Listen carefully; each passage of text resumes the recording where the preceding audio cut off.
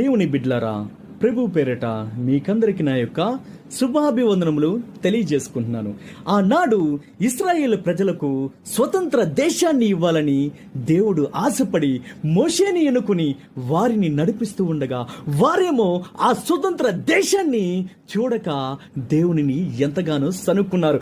మాకు మాంసం లేదని, మంచి నీళ్లు లేవని దేవుణ్ణి ఎంతగానో సనుక్కున్నారు. కానీ దేవుని యొక్క ప్రేమను వారు తెలుసుకోలేదు.